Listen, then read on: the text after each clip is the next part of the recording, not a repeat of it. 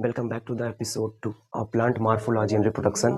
Example को याद करने के बाद में अब हम इस चैप्टर का पहला टॉपिक पढ़ेंगे जो कि है रूट। रूट का स्ट्रक्चर देखेंगे, उसके एक्सेप्शंस देखेंगे और जो बहुत इंपॉर्टेंट एनसीईआरटी में एक डायग्राम दिया हो उसको भी देखेंगे। तो पहले चलो शुरू करते हैं रूट से। तो जो रूट है वो बेसिक क्लासेस से आप पढ़ते आ रहे हो कि वो होता है तीन टाइप से आपको पढ़ना है। तीन टाइप से पढ़ना है। एक आपका पहला है टैप रूट। दूसरा आपको पढ़ना है फाइब्रस रूट।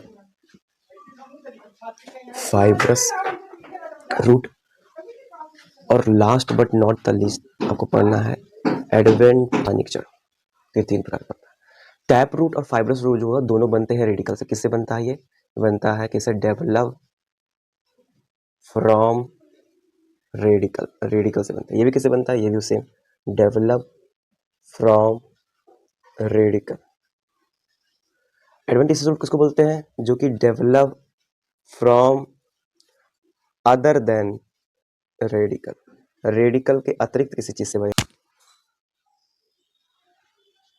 अब देखो टैप रूट जो है ना उसका स्ट्रक्चर कुछ ऐसा दिखता है कि देखो ये आपका एक रूट आया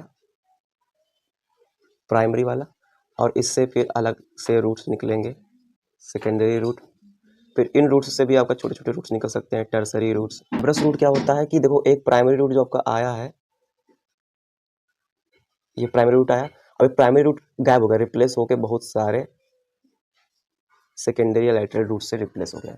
तो ये होता है। तो इसमें क्या होता है, टैप रूट में एक प्राइमरी रूट होता है या मेन रूट होता है, उससे सेकेंडरी या टर्सरी बनता है। सेकेंडरी टर्सरी चूंकि साइड्स में निकल रहे हैं तो साइड वाली चीज़ों को लैटरल बोला जाता है। इसको लैटरल रूट्स भी बोल सकते हो, लैटरल रूट्स भी बोलते हैं।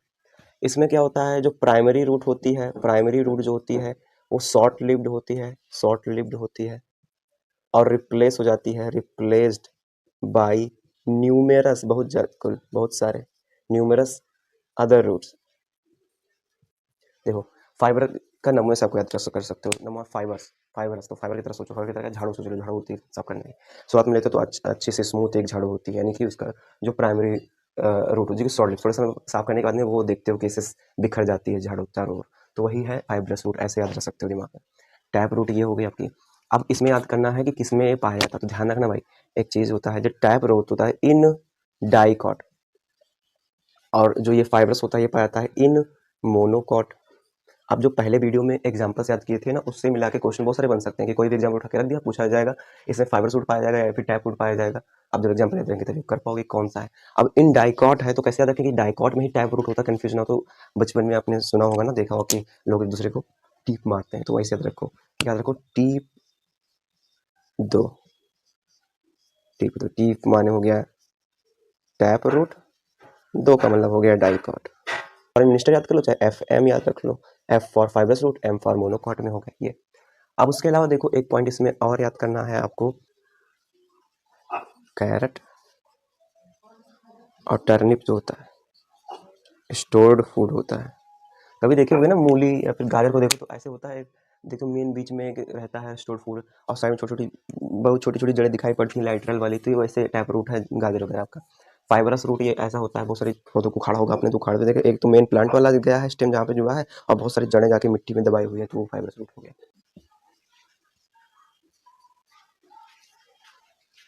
Adventitious root.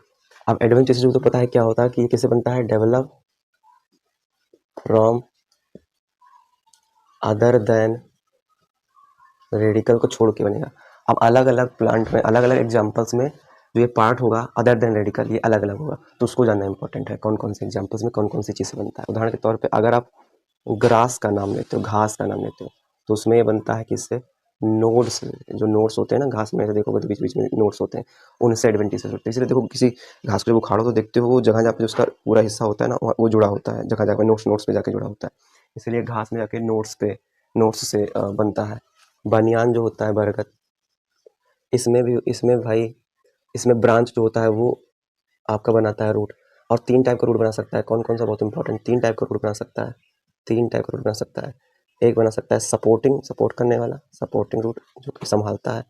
एक बना सकता है आपका हैंगिंग, जो लटकते रहते हैं बरगद के पेड़ पे देखा होगा, हैंगिंग वाले। Prop root. तो hanging, supporting and prop root. Hanging, supporting and prop root 3 प्रकार का ब्रांच से बना बनियान में पाया जा सकता है hanging. Sweet potato, sweet potato और एस्पार्गस जो होता है इसमें स्टोर्ड फूड होता है, स्टोर्ड स्टेम होता है। अपटिंग